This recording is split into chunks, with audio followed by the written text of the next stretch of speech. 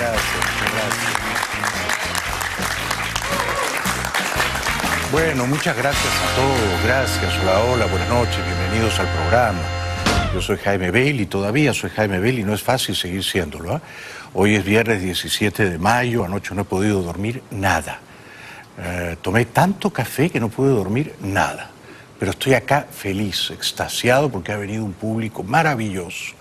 Y he compartido con él, con toda esta gente, los chocolatitos que me trae mi madre desde Lima. Raramente hago eso, ¿eh? O sea que sepan agradecer el afecto que he desbordado por ustedes hoy. Bueno, hoy voy a conversar con una muy inteligente escritora, intelectual venezolana, Carol Prunhuber. ¿Dije bien tu apellido? Prunhuber. Que acaba de publicar y presentar ayer aquí en Miami el libro Sangre y Asfalto, 135 días en las calles de Venezuela. Un maravilloso testimonio de la feroz represión de la dictadura venezolana y de la gallardía de los individuos que se oponen a ella. No se pierdan a Carol Prunhuber. El programa de hoy, que va a estar, por cierto, lleno de información valiosa que me han proporcionado mis fuentes más confiables, va dedicado con mucho cariño a personas que nos ven en distintas partes del planeta. Felipe Herrera, Darwin Paredes, André Kraman, que está en Washington, D.C., Liliana Lago, que está cumpliendo años, happy birthday, Tainali Rodríguez, Lucrecia Alfaro y Rafael Tejera. Luego sigo con los saluditos. Bueno, ayer les dije que estaba confundido, sorprendido y entristecido por la noticia de que el presidente Guaidó había enviado más o menos secretamente a Oslo, Noruega, país que no lo ha reconocido como presidente de Venezuela, a 3 personas para que dialogaran con los noruegos y tal vez al mismo tiempo con los enviados de Maduro. Los enviados de Guaidó fueron Stalin González, que es un diputado opositor, Fernando Martínez Motola, que es un veterano exministro de Carlos Andrés Pérez, y estuvo también en la delegación el exdiputado Gerardo Blight. Personas todas seguramente guiadas con las mejores intenciones. Maduro mandó a 2 negociadores astutos, expertos en poner trabas, escollos y zancadillas, en ganar tiempo y en aturdir a sus contrincantes, que son Jorge y Héctor Rodríguez. Bien, dicho esto, hoy mis fuentes me han permitido ver el avión en el cual volaron a Oslo, Noruega, los 2 jovencitos Rodríguez. Jorge Rodríguez, el ministro de Comunicaciones, y Héctor, el gobernador del estado Miranda. Ellos no saben cómo, yo tengo exactamente la foto del avión. Lo curioso es que este es el mismo avión Bombardier Global Express, fabricado el año 2002, que cuesta unos 15 millones de dólares, en el cual voló a hurtadillas, clandestinamente, Cilia Flores, acompañada de Tarek El Aissami, el pasado martes 30 de abril, día en que la Operación Libertad no llegó a buen puerto, desde Maiquetía, Caracas, hasta Punta Cana, República Dominicana. Esta es la foto del Bombardier Global Express, esta es, que llevó a Jorge y Héctor Rodríguez de Caracas a Oslo. Es una nave fabricada en enero de 2002, tiene 17 años de antigüedad, el número de serie es 9126 y su matrícula es TCTSR. Cuando yo conté que en esta nave había volado Cilia Flores a Punta Cana, escapando de la revuelta, de la rebeldía militar el 30 de abril, mis fuentes me dijeron que esta aeronave había sido prestada por el dictador ruso Putin al dictador venezolano Maduro. En realidad mis fuentes han actualizado esa información. Esa nave ya no es rusa, tiene matrícula turca, pero pertenece a los ladrones chavistas de la dictadura venezolana. ¿Por qué estoy tan seguro de esto? Porque mis fuentes hoy me han podido contar, divulgar, los últimos movimientos muy interesantes de esta aeronave. Fíjense ustedes. No, vamos a la siguiente foto, esta ya la vimos, ¿no? Ajá, ahí está. El día 13 de mayo, que fue el lunes pasado, ¿eh? Lo van a ver abajo, el último casillero horizontal. El 13 de mayo, Esta nave Bombardier Global Express voló de Lajes de Pico, en las Islas Azores, a Cancún. ¿Por qué despegó esta nave de Lajes do Pico en la isla do Pico, la isla mayor de las Azores, las Islas Azores portuguesas? Porque allí tiene una mansión Jorge Rodríguez, yo ya lo había contado antes, y estamos muy cerca de tener fotografías de la villa suntuosa de Jorge Rodríguez en la isla de Pico, Islas Azores en Portugal. Entonces, el 13 de mayo, lunes pasado, Jorge Rodríguez, un sufriente, dolido combatiente bolivariano, se subió a su avión privado de $15 millones y voló de la isla de Pico a Cancún. ¿Por qué a Cancún? Entiendo que tiene familiares allí, entiendo que tiene hijos viviendo en México. Al día siguiente, como verán ustedes, el 14 de mayo, que fue martes, esta aeronave voló de Cancún, ¿verdad? Ven ahí, de Cancún a Caracas. Y el mismo 14 de mayo emprendió vuelo, y no es un vuelo corto, desde Caracas a Oslo, Noruega, llevando a Jorge Rodríguez, que creo que sería el propietario de la aeronave Bombardier Global Express, y a Héctor Rodríguez. Ayer, 16 de mayo, como consta ahí en el registro aeronáutico, en el cuaderno de bitácora, este avión con los amiguitos Rodríguez, no sé si son parientes Jorge y Héctor, regresó de Oslo a Caracas. Misión cumplida. Habían ido a Oslo a hablar con los delegados del Ministerio de Asuntos Exteriores, a confundir a los representantes de Guaidó. Y luego mis fuentes me pasan una otra foto, ¿está? Esa es. Este es el vuelo de regreso que se hizo entre ayer jueves y hoy viernes, entre Oslo, directo, ¿no? Oslo, Caracas. Esta gente no hace escalas, ¿no? Jorge y Héctor Rodríguez no hacen escalas, no toman copa vía Panamá, no pasan por Madrid. Ellos se suben a un Bombardier Global Express. Estos son como Jeff Bezos, como Bill Gates, ¿no? Estos son grandes plutócratas, ¿no? Bueno, grandes holócratas. Muy bien. Este es el viajecito entonces que han hecho los Rodríguez. Hoy Maduro en Aragua, rodeado de un montón de militares que sudaban copiosamente y que simulaban ser leales a él, presentó como si hubieran ganado un concurso de belleza o de popularidad, o como si hubieran ganado un premio en la televisión noruega, ¿no? A estos dos individuos despoblados de cabellera y por supuesto despoblados también de principios y de honor, Jorge y Héctor Rodríguez. Y Maduro, el dictador palurdo, pidió a la tropa, a la soldadeja, que los aplaudieran, es decir, habían triunfado, regresaban de Noruega y habían comenzado los diálogos de paz con la oposición. Fina cortesía, mediación del gobierno de Noruega, que no reconoce a Guaidó, y que fue absolutamente clave en que el presidente colombiano Santos, un gran felón para el Estado de Derecho de su país, hiciera un acuerdo de paz insultante para la democracia colombiana con los terroristas de las FARC. O sea, y ustedes lo saben mejor que yo, el Reino de Noruega, su primer ministra, su canciller, ambas mujeres del Partido Conservador, van a favorecer grandemente a los delegados de Maduro a despecho de los delegados de Guaidó. Para esto no hay que ser pitonizo ni saorí. Hoy llegaron en horas de la mañana, y los invité especialmente, el ministro Jorge Rodríguez y Héctor Rodríguez. Llegaron de Noruega. Saluden, por favor.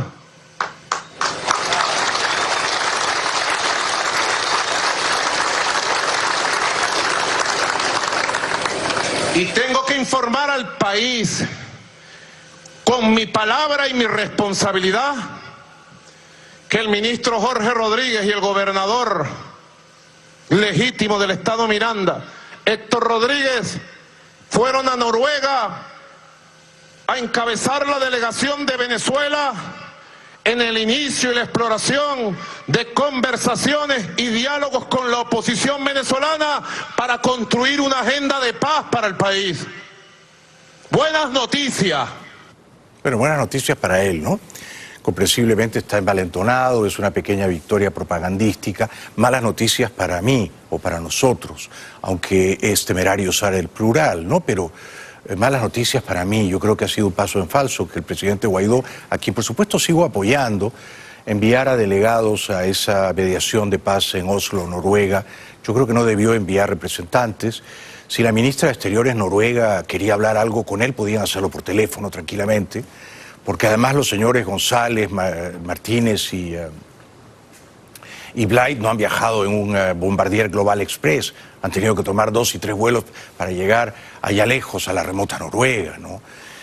Luego se ha dicho desde el campo de Guaidó que ellos no han negociado directamente con los Rodríguez, que han negociado con la parte noruega, que a su vez ha negociado con los Rodríguez, pero de todos modos suena mal, suena confuso, suena que han caído de nuevo en una trampa. Mis fuentes me dicen que el presidente Guaidó, siguiendo su fino olfato político, no quería enviar representantes a Oslo, pero que fue el fin de semana a la Embajada Española en Caracas, se reunió con Leopoldo López. Leopoldo López no es el presidente de Venezuela, pero se siente jefe de Guaidó. Y este es un pequeño error que yo creo que el presidente Guaidó, con todo cariño, tiene que corregir. El presidente es Guaidó. El presidente no es Leopoldo López. Yo comprendo que Leopoldo ha sido su maestro en la universidad, su jefe político en Voluntad Popular, su padrino y mentor, pero en este momento el presidente es Guaidó. Y entonces el presidente Guaidó no tiene que hacer lo que le dicte o le mande o le instruya a Leopoldo López, cuyo olfato político no es infalible, como se ha probado reiteradas veces, ¿no? Leopoldo López pensó que el 30 de abril salía de su casa para entrar en Miraflores y terminó entrando en la Embajada de Chile y luego en la de España. El embajador Silva, español, está mortificado, el canciller Borrell también. Probablemente la familia de Leopoldo le dice nos hubiéramos quedado en casa. En fin, así son las cosas. Entonces quizá Leopoldo está incómodo y se precipita y dijo, bueno, mandemos delegados a Noruega, no perdemos nada conversando, viendo a ver si se entreabre una puerta. Yo creo que es un gran error, porque la dictadura sale fortalecida de todo esto, da la impresión de que la oposición ha dado 2 o 3 pasos en falso, se ha debilitado, está aturdida y entonces se aviene o se rebaja, condesciende a dialogar con quien no tiene que dialogar ni pactar nada, nada. Además, bajo la mediación, y esto a mis fuentes en Washington les ha dolido mucho, de un gobierno que cuando el Departamento de Estado llamaba y llamaba, rogándoles que reconocieran a Guaidó, dijeron no, no lo vamos a reconocer, nosotros reconocemos a Maduro. Entonces no merecía el reino de Noruega, que le había hecho ese desaire a Guaidó, tamaño honor, tamaña dignidad, que lo dignificaran así. Hoy entonces el analfabeto y presentable dictador Maduro, que solo se atreve ahora mismo a rodearse de la tropa, de la soldadesca, porque sabe que el pueblo lo repudia, elogiaba la moral combativa y la lealtad de los militares. He venido hoy a la marcha por la lealtad militar de Aragua, con todas las tropas que están aquí, a darles un solo mensaje claro, un solo mensaje: la lealtad, el valor más supremo para mantener y expandir la unión y la cohesión de la Fuerza Armada Nacional Bolivariana como columna vertebral de la paz de la República, de la existencia de la República. Sin Fuerza Armada Nacional Bolivariana no hay República, no hay patria.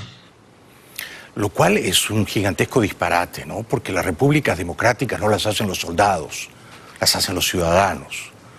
De hecho, hay repúblicas democráticas, pienso en Costa Rica, pienso en Panamá, que no tienen soldados. Casi mejor, ¿no? ¿Para qué gastar en fuerzas militares que se entrenan para ir a una guerra improbable, utópica, que nunca va a llegar? Enhorabuena que nunca llegue, ¿no? O sea que la soldadesca no define la calidad moral de una república. Pero Maduro no se corta en elogiar a los soldados porque sabe que ese es su partido político y su base de poder, ¿no? Son ustedes la columna central de la estabilidad, de la cohesión, de la integridad de nuestra patria. La República existe porque tenemos Fuerza Armada Nacional Bolivariana, porque tenemos pueblo. Tengamos conciencia plena. Y así como el 30 de abril pasado, la Fuerza Armada Nacional Bolivariana se manifestó en unión y cohesión como un solo poder, debemos acrecentar la vigilancia para que la oligarquía golpista no entre ni por 1 milímetro en el corazón, en la mente de ningún soldado en Venezuela. Bueno, el miserable de Maduro, el mojón de Maduro, los tiene a todos esos pobres soldados que de veras inspiran en mí compasión, los tiene secuestrados, son rehenes de Maduro y de la dictadura. ganan miseria. Ya les conté aquí el otro día que un sargento, un teniente ganan entre 4 y 5 dólares, un coronel gana 6 dólares al mes, general de brigada, general de división, claro, sin contar las platas sucias, malavidas. Y entonces están humillados, desmoralizados, secuestrados. Yo sueño con que estos muchachos algún día se liberen de esa opresión, se emancipen de esas servidumbres y tengan trabajos dignos, que sean choferes de Uber o de Lyft, que sean repartidores de cajas de Amazon en toda Venezuela, que sean vendedores en las tiendas de Apple, con las que yo sueño en Venezuela. Venezuela va a ser un país de primer mundo y va a ser, mientras nosotros estemos aquí respirando. Pero para eso tenemos que aplastar a Maduro y a todas las alimañas que lo rodean. Maduro está paranoico todavía, aunque ha salido más o menos bien parado de la Operación Libertad y de nuevo está envanecido por el paso en falso de Noruega. Derrotar de tajo la traición, el complot y la conspiración. Derrotarlo de tajo, cortarle las manos y decir en la Fuerza Armada Nacional Bolivariana: no más traición, no hay golpistas, hay revolucionarios, hay chavistas. Bueno, por supuesto el militar que se levanta en armas contra un dictador no es un golpista, no es un patriota, es un rebelde y es incluso un héroe, ¿no? Dicho eso, uno que se levantó en armas el pasado 30 de abril fue nada menos que el jefe de la policía política, el general Christopher Figuera. Por suerte pudo escapar en un vuelo privado a Santo Domingo, luego voló a Puerto Rico y ya está aquí entre nosotros bien protegido. Pero mis fuentes hoy me han dado una noticia malísima, malísima, que he podido cotejar y verificar. Ese mismo 30 de abril, el brazo derecho, el principal ayudante del general Figuera, el mayor Jesús Alberto García Hernández, cuya fotografía aparece ahora mismo en pantalla, se levantó en armas también y fue valeroso y corajudo, soñaba con una Venezuela libre y secundó al general Figuera en apoyar al presidente Guaidó y al recién liberado Leopoldo López. Este muchacho fue torturado, no pudo escapar, fue capturado y torturado en los sótanos del SEBIN de Plaza Venezuela. Lo torturaron con tal sevicia y ferocidad que lo mataron, le quitaron la vida. Ayer llevaron su cadáver a un motel en el estado Miranda. Tenía por aquí el nombre del motel, ya lo encontraré, creo que era el Motel Presidente. Y entonces han torturado y matado a este mayor heroico, Jesús Alberto García Hernández, que en paz descanse. Mis fuentes me han hecho llegar las fotografías de los torturadores, de los miserables que se ensañaron cruel y minuciosamente con el mayor Juan Alberto García. A ver, que creo que fue el peor de todos, es el general de división Eduardo Serrano Díaz. Este cobarde, miserable, es el subdirector del SEBIN y director de operaciones técnicas, que se entenderá en el SEBIN como operaciones técnicas, ¿no? Me imagino que distintas formas sofisticadas, crueles de tortura que les enseñan los cubanos. Este sujeto miserable, el general Serrano Díaz, fue el que mató al mayor Jesús Alberto García. Él se estaba ocupando de torturarlo personalmente. Él dijo: yo me voy a encargar de hacer los trabajos. No se sabe si se excedió, se le fue la mano, se propasó o si deliberadamente le quiso provocar la muerte, pero lo mató. Este otro también fue parte del equipo de torturadores. Es el infame teniente coronel Elías Plasencia Mondragón. Elías Plasencia Mondragón, que junto con el general Serrano Díaz, coludidos ambos, hermanados en esa infame tarea, la de torturar a un héroe anónimo venezolano, asesinaron al mayor Juan Alberto García. Y otro que estuvo también allí conjurado en esa conspiración del mal es este miserable, el mayor general Pedro Castro Rodríguez, íntimo, muy íntimo amigo del general Serrano Díaz. Me dicen que son tan íntimos amigos que se acuestan. O sea que ¿dónde se ha visto, no? Son torturadores muy machos para asesinar a un pobre mayor general heroico, libertario, Jesús Alberto García, pero todo el mundo rumorea en el SEBIN que estos dos, Serrano Díaz y Castro Rodríguez, son amiguitos íntimos y se van de parrandas, araos y fracachelas. No me podía yo de cortar al decirles este pedacito de información porque mis fuentes me pidieron que lo dijera, ¿no? Así que me ocupo de decirlo porque esos miserables no merecen compasión, ni olvido, ni perdón. No, no, no.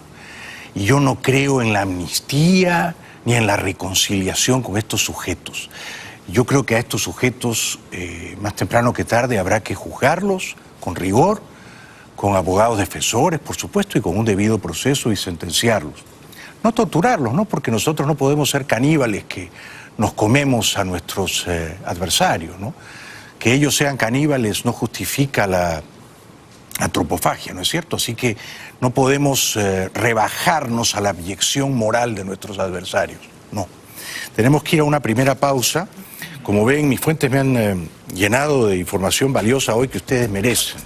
Aquí hacemos nuestro mejor esfuerzo, no para darles la noticia superficial que ya salió en los telediarios, sino para contarles el telón de fondo, el mar de fondo, ¿no? Lo que se esconde, lo que subyace, lo que está ahí abajo soterrado, ¿no? Esto es lo que ustedes merecen saber, Después de la pausa les voy a contar más novedades de los diálogos de paz en Oslo, Noruega, y cuáles son las expectativas de Leopoldo López, por qué Leopoldo insistió tanto con el presidente Guaidó en mandar delegados allí. Estamos todavía a la espera de los testimonios del diputado Stalin González. Stalin debería cambiarse de nombre realmente, ¿no? No debe ser posible, ¿no, Carol, en Venezuela que un ciudadano adulto diga yo no quiero llamarme más Stalin, por Dios, es como llamarse Mao, como llamarse Pol Pot, como llamarse Abimael Guzmán. Uno tiene que sacudirse de esa condena. Y luego voy a hablar con una brillantísima escritora venezolana, Carol Prunhuber, que está aquí en Miami porque ha venido a presentar su libro Sangre y Asfalto. Me encanta el título, me encanta. Sangre y Asfalto, 135 días en las calles de Venezuela. Bienvenidos de vuelta al programa. En un momentito voy a conversar con la brillante escritora venezolana Carol Prunhuber, autora de Sangre y Asfalto, un libro fantástico sobre la represión en Venezuela. Bueno, como ustedes saben, ayer la policía de Estados Unidos liberó una partecita minúscula del territorio de Venezuela, pero es un buen comienzo, ¿no? La embajada de Venezuela en Washington, D.C., en el noble, señorial barrio de Georgetown. Con lo cual, da la impresión de que para que el territorio venezolano se libere necesitamos a los gringos, ¿no? Es como una pequeña capsulita, ¿no? O como una metáfora enana, ¿no? O sea, si ustedes quieren sacar a los chavistas, necesitan que nosotros entremos y los saquemos a las bravas. Y así ocurrió. Y entonces el dictador Maduro está, desflorado como una doncella. Y este sujeto es tan extraviado y orate que se permite anoche tarde, desde la televisión de Caracas, amenazar a los venezolanos libres que estaban en Washington ayer y que aplaudían a la policía de Estados Unidos echando a los intrusos chavistas. Fíjense lo que les dice Maduro, les dice, ya sabemos quiénes son cada uno de ustedes. Los tenemos registrados a todos. O sea que él pretende que su estado de terror policial opere también en Washington. Pequeño grupo de fascistas venezolanos, seguidores del golpista autoproclamado, aplaudiendo a la policía gringa cuando se llevaba preso a golpes a estos activistas y asaltaba nuestra embajada. Una actitud que causa vergüenza, una actitud indigna de este puñado de fascistas que nacieron en Venezuela. Están todos identificados. Tenemos los videos de todos, sabemos quiénes son estos fascistas que fueron a apoyar la violación del derecho internacional. Qué manera babosa, repugnante de amenazar. Están todos identificados, sabemos quiénes son. Sí, pero son ciudadanos libres, ¿no? Viven aquí en Estados Unidos. Fueron a aplaudir a la policía, yo hubiera ido también, por supuesto. No echaron a unos activistas, no, eran unos intrusos. Ni siquiera eran venezolanos. ¿Qué hacían esos señores metidos ahí? ¿Ah? eran provocadores, agentes provocadores, quizá mercenarios, quizá acicateados con unos dólares, yo no sé, no me consta. Pero en todo caso que Maduro diga sabemos quiénes son los venezolanos y que pretenda amedrentarlos o sugerir que los va a perseguir, ¿no? El fascista es él. Ahora ustedes dirán, no es fascista, es comunista. El comunismo es una forma de fascismo también, ¿no es cierto? Es un estado totalitario, corporativo, que aniquila la voluntad del individuo, ¿no? O sea que Maduro es, si cabe, un comunista, fascista, chavista, y todo eso idiota en grado sumo, ¿no? Porque, en fin, hay fascistas profesionales o hay comunistas astutos. Maduro no lo es. El embajador libre de Venezuela, el señor Vecchio, celebraba ayer la liberación de ese pequeño territorio venezolano en Washington, que demuestra, y yo no creo estar exagerando, que si los gringos no usan la fuerza, el drama venezolano no se resuelve. O sea, que lo que se ha aplicado en la embajada venezolana en Washington, hay que aplicarlo también en toda Venezuela. Maduro recibe hoy en Miraflores al grupo de contacto. Ustedes dirán, ¿y eso qué cosa es? ¿Qué adefesio es el grupo de contacto? Son unos diplomáticos que designa y envía la Unión Europea. No creo que estos viajen en avión privado como Jorge Rodríguez. Van a Caracas, bueno, van a pasear, ¿no? Van a hacer turismo bananero, exótico, ¿no? A ver cómo viven los indios en América, cómo se entrematan, cómo comen yuca, ¿no? Estos señores, por supuesto, se quedan en el mejor hotel de Caracas, ¿no? Muchos no salen. Probablemente reciben unas mulatas de ébano, no me sorprendería. Tiene cortesía de la autocracia local, y el grupo de contacto básicamente lo que hace es tener contacto con el dictador, o sea, estrecharle la mano, hacerle venias, sonreírle, hacerle mohines y morisquetas. Yo no entiendo, ¿qué van a hacer esos señores ahí? Además representan a democracias ejemplares en el mundo, y van ahí a estrecharle la mano a un tirano, a un criminal, ¿no? No tienen un cierto sentido del pudor, de la decencia. Uno es sus amigos y es sobre todo sus enemigos, ¿eh? Uno es a quien abraza y sobre todo a quien no le da la mano. No tenían ellos que condescenderse a ese nivel de ruindad y de oportunismo político. Los chinos, bueno, los chinos son los chinos. Los chinos hacen negocio, los chinos no creen en la libertad, en la democracia, ni nada de eso, ¿no? Los chinos hacen negocio. Y por eso van un par de chinos, seguramente habían comido pata de perro, lengua de perro en el almuerzo, están contentos, ¿no? Y van y lo huelen a Maduro lo huelen, lo olfatean, ¿eh? Y dicen, este en cuánto tiempo termina de descomponerse, ¿no? Los chinos están calculando. El señor Zhao Bentang, él es director general para América Latina por el Ministerio de Relaciones Exteriores de la República Popular China. De esta manera, en compañía con el canciller de la República, Jorge Arriaza, le dan la bienvenida al honorable señor Zhao Bentang. Recordemos que el gigante asiático es un aliado estratégico para la República Bolivariana de Venezuela en materia económica y comercial. Recordemos que han sido más de 600 proyectos de cooperación conjunta que mantiene la República Bolivariana de Venezuela con la República Popular China. No, lo que no dice la reportera, esto de la cooperación conjunta, esto es un cuento. Lo que no dice es que los chinos están ahí porque Maduro y su dictadura de ladrones les deben más o menos 50.000 millones de dólares. Quizás 60.000 millones de dólares. Los chinos están preocupadísimos, ¿no?, de cómo van a cobrar esa plata, porque ya no hay más dólares en Venezuela. Se los han robado todos. Ya no hay más dólares, ¿eh? Univisión anuncia el diálogo en Oslo, la mediación noruega. Fíjense una cosa, son los noruegos y no los suecos los que dan el Premio Nobel de la Paz, tengan en cuenta eso.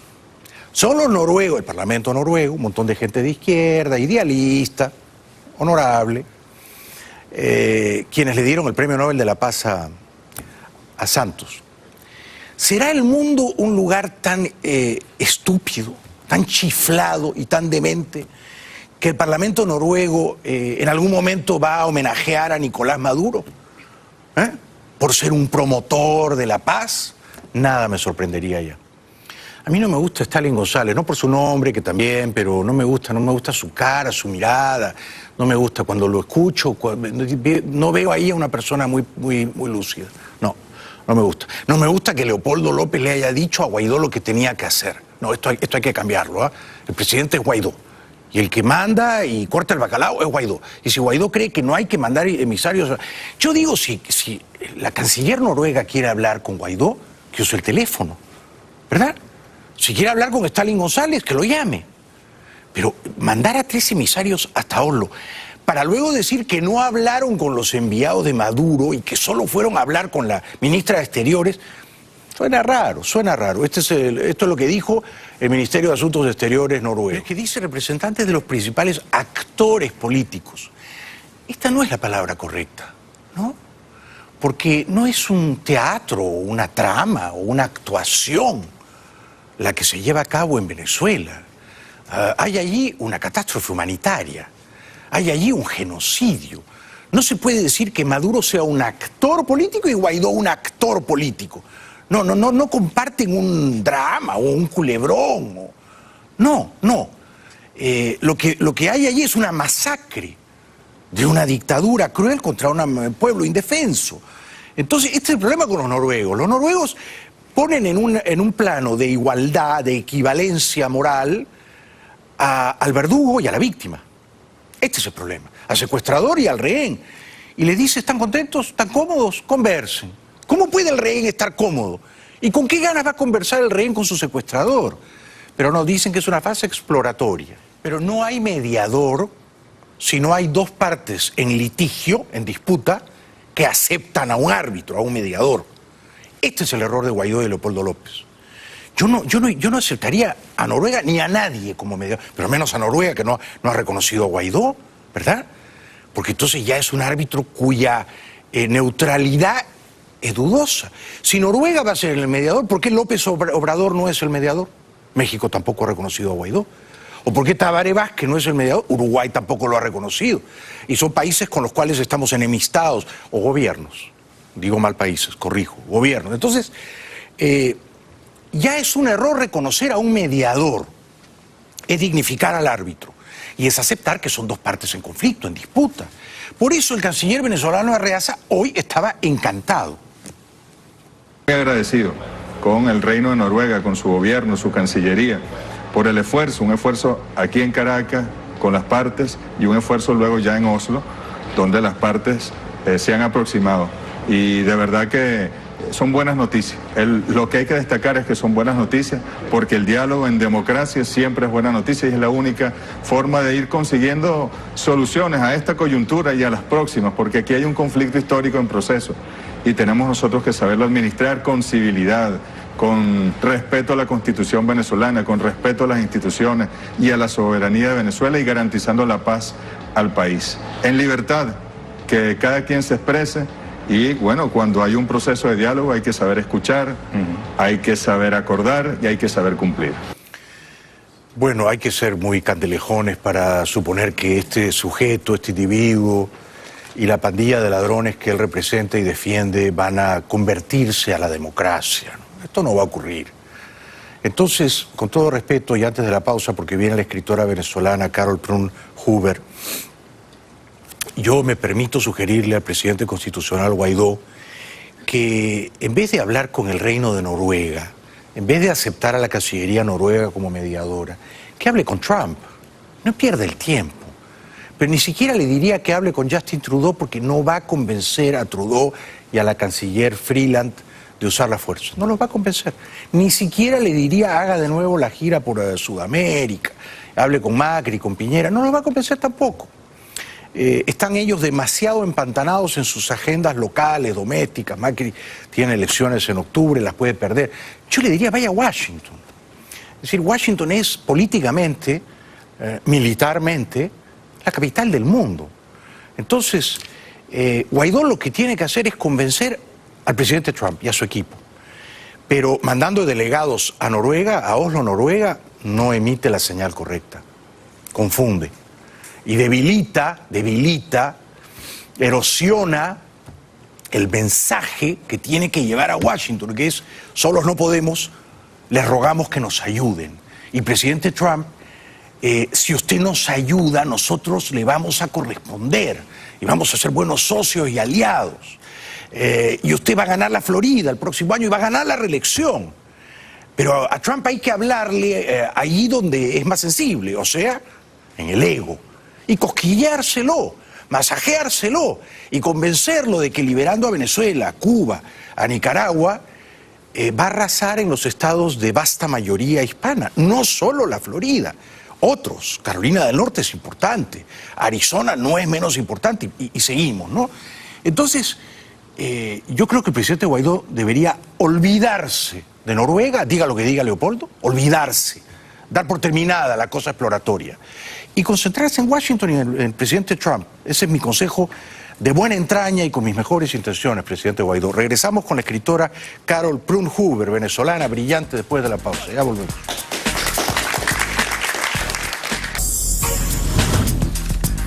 Bienvenidos de vuelta al programa. Bueno, estoy encantado porque ha venido esta noche una brillante, muy talentosa y muy valiente escritora venezolana, Carol Prunhuber. Ella, por suerte, se marchó de Venezuela hace ya algunos años, vive aquí en la Florida. Acaba de presentar anoche en el Instituto Interamericano de Democracia de Carlos Sánchez Berzaín, Sangre y Asfalto. Una foto tremenda, los matones arrastrando a una valerosa mujer, 135 días en las calles de Venezuela. Un aplauso para Carol Prunhuber. Bienvenida, felicitaciones por el libro. ¿Cómo estás? Muy bien, muchas gracias. Gracias por estar aquí. Gracias. A mí me sorprendió mucho enterarme ayer, Carol, de los diálogos exploratorios, preliminares, como quieran llamarse, en Oslo, Noruega. ¿Cuál es tu lectura, tu impresión de esto? Mire, yo cuando miro en la situación en que estaba Venezuela en el 2017, que es cuando esos son los eventos del libro. Sí.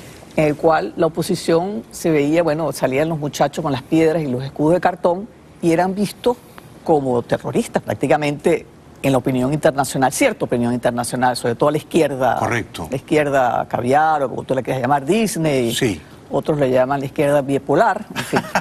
Pero una izquierda que domina mucho la prensa mundial. Y el mundo de la academia. Correcto, y el mundo intelectual de la academia. En ese momento eran el régimen que estaba matando muchachos, sí, con tiros a la cabeza, con tiros al pecho y a la espalda, no tenían que justificarse, mientras que la oposición, que estaba levantándose de una manera enorme, el país entero levantado, tenía que justificar que se estaba rebelando contra una guerra que tiene el régimen contra ellos. Sí. Entonces, o sea, el sospechoso era el joven opositor. Exactamente. Entonces, ahora yo miro lo que está pasando en el 2019, hubo un cambio, 54 países apoyando la salida de Maduro, un cambio finalmente, o sea, finalmente se vio el régimen, se le cayó la careta, digamos. Sí, correcto. Entonces, esto que ha sucedido en estos días, de repente nuevamente están a la par. ¿Qué pasó? Yo sinceramente no lo entiendo.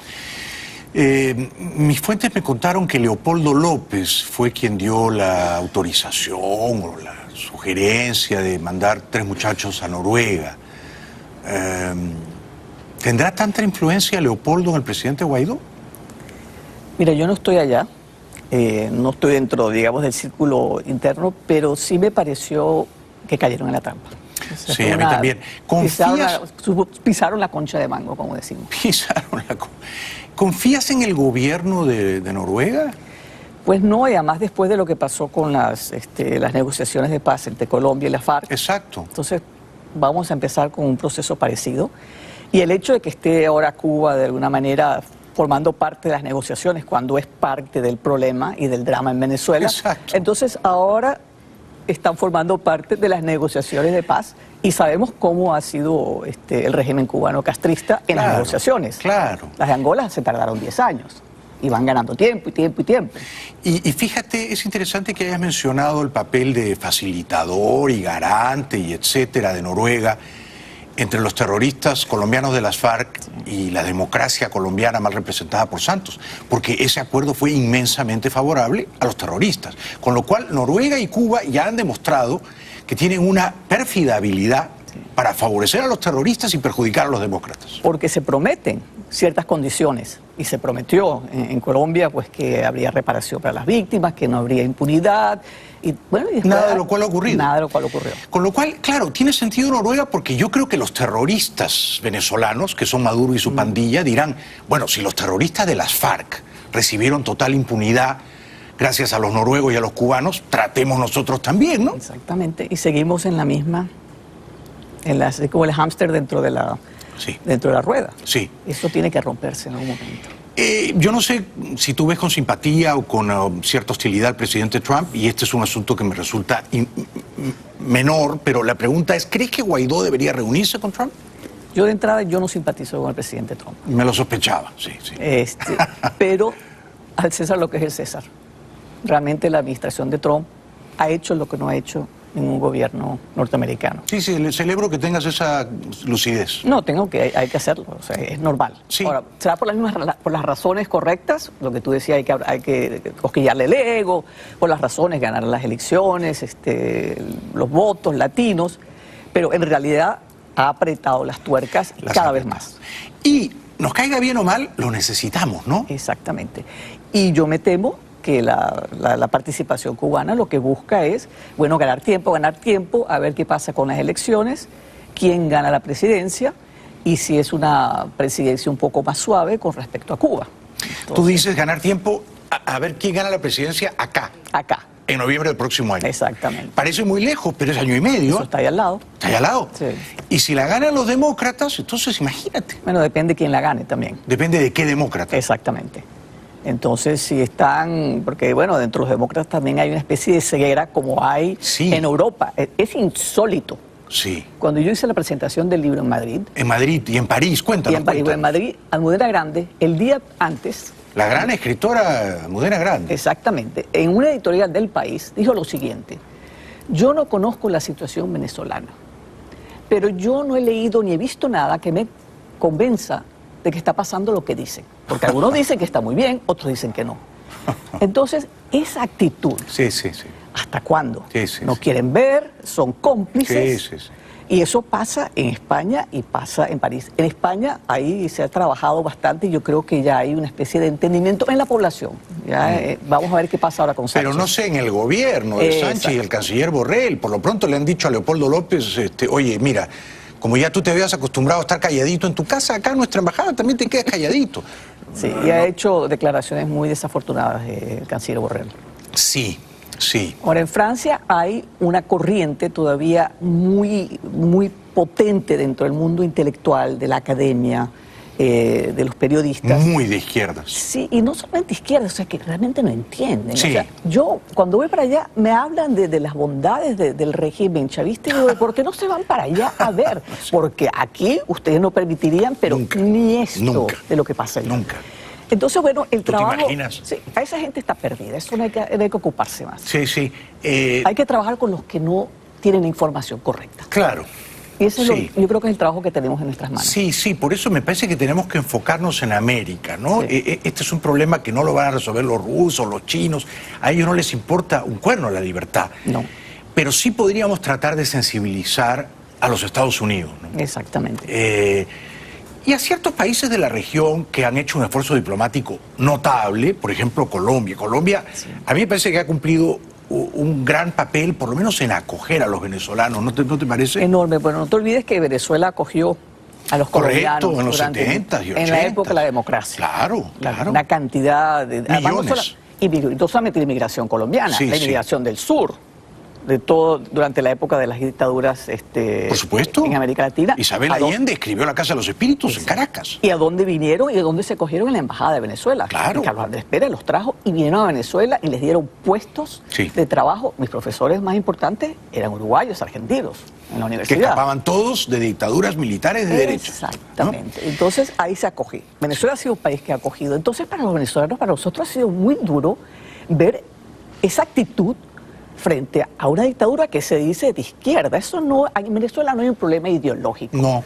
Ahí no es un problema de izquierda y derecha, es un problema de unos militares, de unos cínicos, de unos narcotraficantes. Es un problema criminal, policial. Eso es todo. Nada más. Punto. De terrorismo, de narcóticos, y eso de torturas. lo bañan en la cuestión del discurso. ¿Cómo podría eso ser de izquierda, no? Es decir, se supone que el que es de izquierda defiende a los pobres.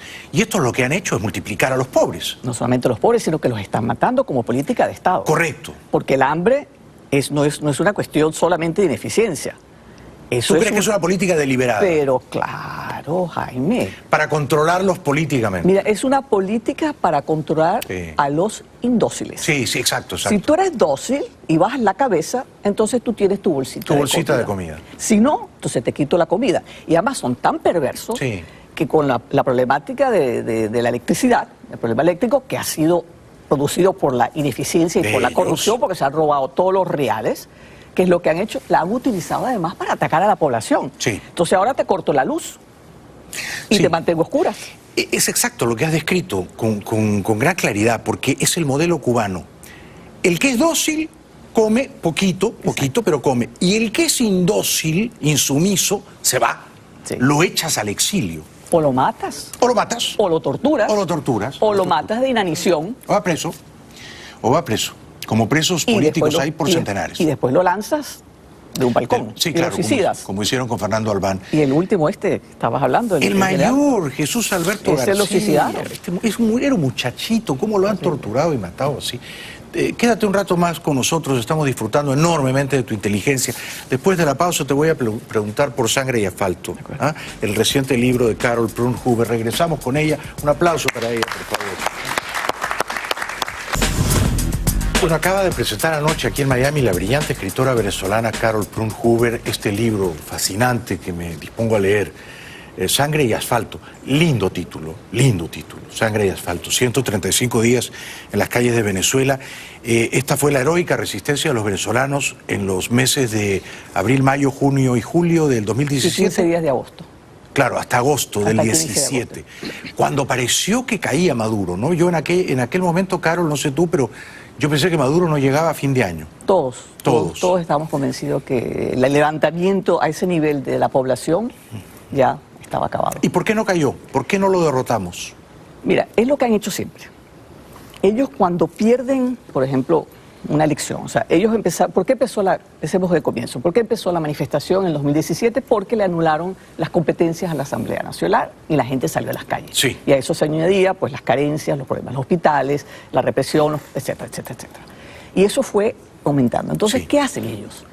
Ellos empiezan a aterrorizar con la represión. Primero empiezan con las pimientas, las ballenas, que son los tanques de agua, las tanquetas de agua, y eso no pasaba nada. Sí. Entonces, llega el momento que hay que matar a alguien. Entonces, matan a un muchacho. Entonces, la gente, en vez de recogerse, siguen caceroleando en la noche, Sí. y ya el miedo se convierte en rabia y dolor. Sí. Y salió la masa, y entonces no fueron 1, 2, 3, hasta los 158 que mataron. 158 mataron. Bueno, hubo muertos. Ahí hubo 10 policías, 10 policías guardias. Pero entre los opositores, jóvenes. Fueron 148 civiles. Qué bárbaro. Y no solamente eso. Permite que te hable de esto porque a mí me parece súper importante. Claro. Yo cuando empecé a escribir el libro, empecé a ver el plan. Porque cuando estás en la cuestión diaria, no puedes ver, no tienes una visión de pájaro, de águila, amplia, macro. Ellos empezaron, como te decía, con gases, el agua y un tiro y mataron 1, 2, 3. Eso no para. Entonces empieza la represión a subir de nivel. ¿Y cómo lo hacen? Sí, va escalando, ¿no? Escalando. Primero que nada, las bombas lacrimógenas ya no las disparan al aire, las disparan directamente a quemarropa. Y si te cae la lata, te mata. Te mata como Claro. mató a varios muchachos, Claro. destrozándole los pechos. Exacto.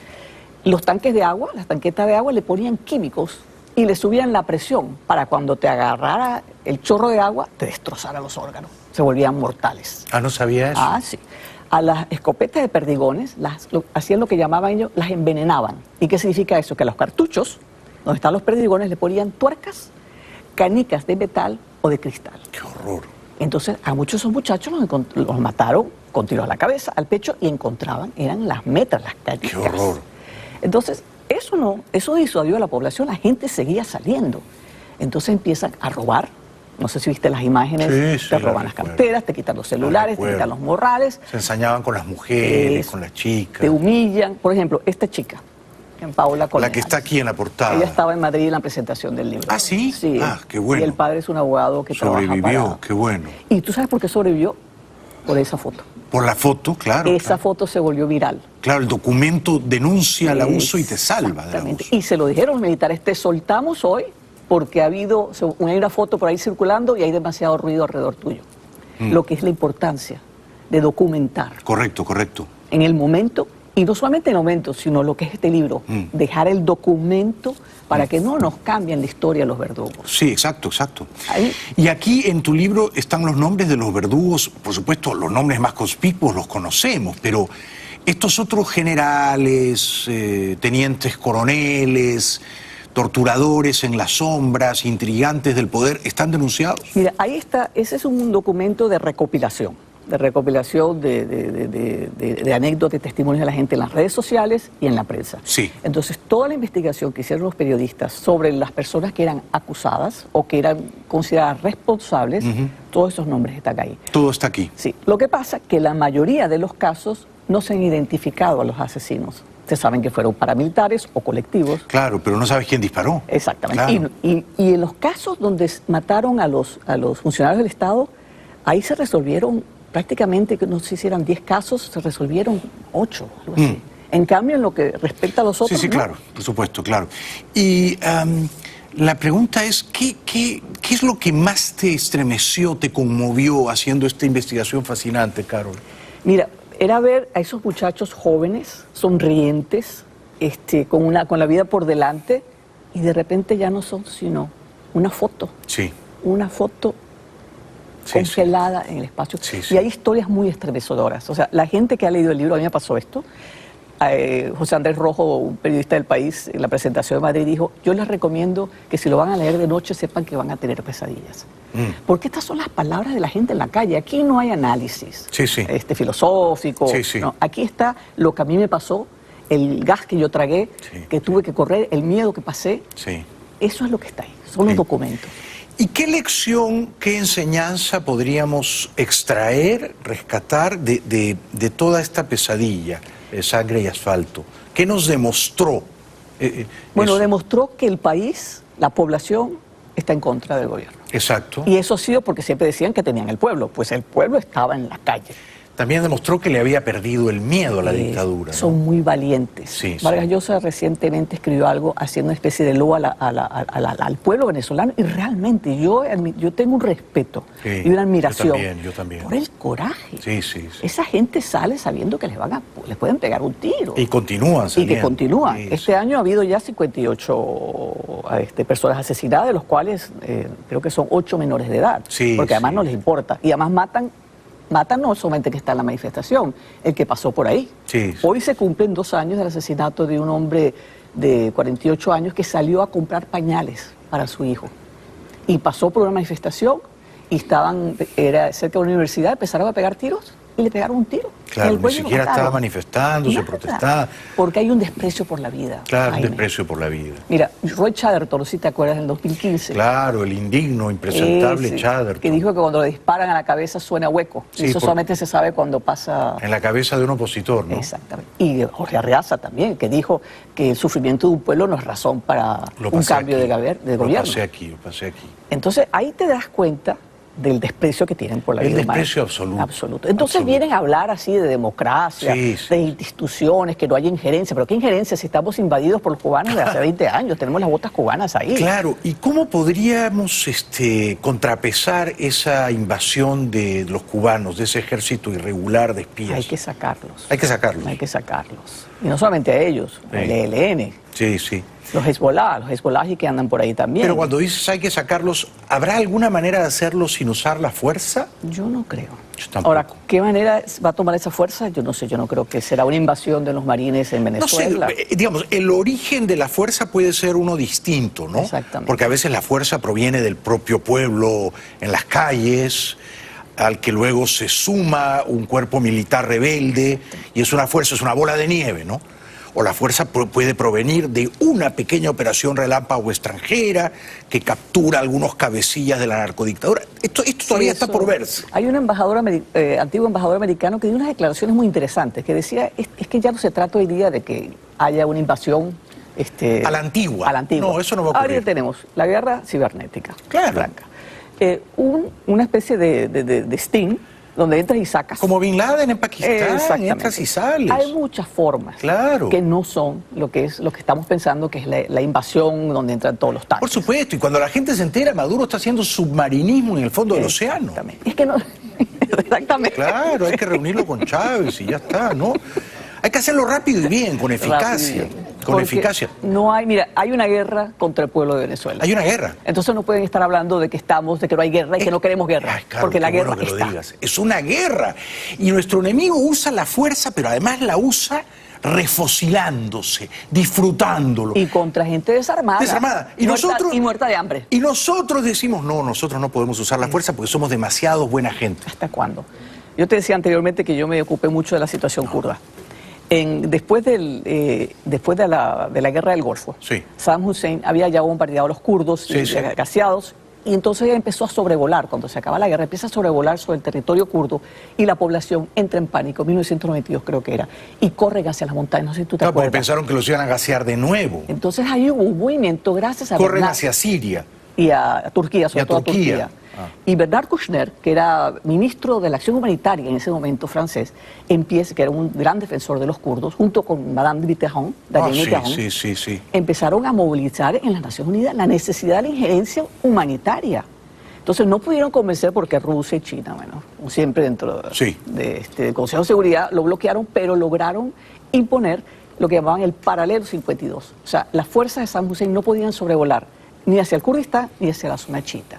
Y entonces quedaron a salvo, porque hay que proteger a las poblaciones. Sí. Las Naciones Unidas tiene un mandato de que cuando hay peligro para la población del Estado mismo, cuando hay peligro de la seguridad interna y externa, y cuando hay una ocupación forzosa, puede haber intervención. Claro, eso, exacto.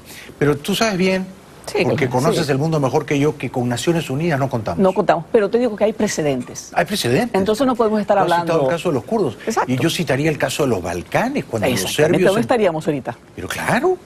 Y Bill Clinton tuvo que decir, vamos a usar la fuerza militar. Y no era algo que estaba ocurriendo en una carnicería en América. Era en el corazón de Europa. Exactamente. Entonces, algunos espíritus píos se estremecen cuando uno dice, a veces hay que usar la fuerza. Te dicen que eres un pistolero, un guerrero, un enemigo de la paz. No, pero a veces, Carol, hay que usar la fuerza en defensa de la libertad. Y es que además en el continente hay un proceso de desestabilización. Claro. Con esa migración masiva en los otros países. Claro. Y vete tú a saber cuántos agentes se están filtrando ahí y creando lo que llama Elizabeth Burgo las guerras, los conflictos de baja intensidad dentro de otros países para crear desestabilización. En Colombia se lo están haciendo. Ya se empezaron. Sí. Y todo está digitado desde Caracas. Exactamente. Bueno, ha sido fascinante conversar contigo. ¿Cómo conseguimos tu libro? ¿Dónde está? Ese libro aquí en Estados Unidos se consigue en altamiralibros.com. Excelente. Y en la editorial, que es Calathos con K, K-A-L-A-T-H-O-S editorial.com, se consigue el libro electrónico. Ok, perfecto. Porque se publicó en Madrid. Altamira Libros, está en Madrid también. Se publicó en Madrid. Se publicó en Madrid. Por eso es que hay muy poca distribución aquí. Maravilloso, maravilloso. Te felicito. Realmente estoy orgulloso de ti. Eres una gran venezolana libre. Y quedo profundamente reconocido por tu inteligencia y por el valor de tu investigación, la prolijidad de tu trabajo periodístico. Es probable que este libro, cuando caigan esos matones, sirva también... Es que ya, me lo dijo... Como evidencia... Es que el abogado de los familiares de las víctimas, Juan Carlos Gutiérrez, me dijo, Carol, este libro yo lo voy a incluir dentro del expediente internacional. Exactamente. Porque ahí está todo. Te felicito. Gracias. A veces cuando uno se descorazona, como ayer con lo de Noruega, es muy reconfortante ver a alguien como tú. Y hay muchos haciendo ese trabajo. Sí, somos mayoría, ¿no es cierto? Sí, somos. Somos mayoría. Un aplauso para Carlos. Lean Sangre y Asfalto, por favor. No muy tarde en la noche, porque van a quedar desvelados, pero lean Sangre y Asfalto. Regresamos después de la pausa. Ya volvemos.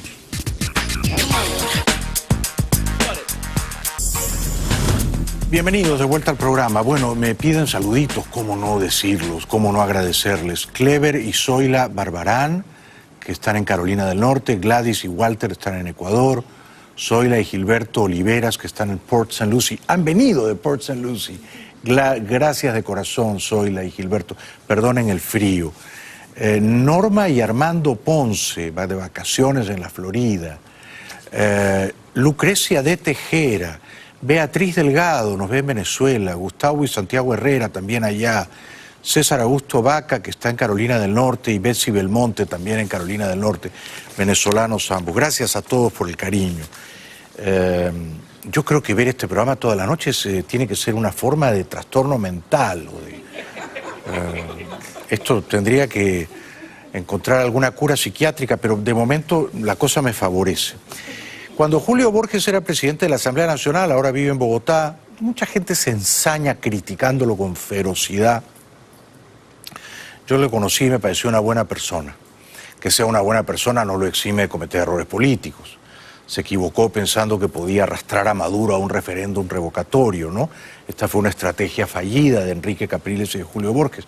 Pero no por eso lo considero, como muchos, o como demasiados, un traidor, un vendido, o un agente doble de la dictadura de Maduro. Me parece que esto ya es mucho decir. Cuando Julio era presidente de la Asamblea Nacional, le dijo 4 cosas al viajante a Noruega en el mullido Bombardier Global Express Héctor Rodríguez. Aquí estamos dando una lucha por defender una constitución que el gobierno en todos sus ámbitos se dedica a destruir.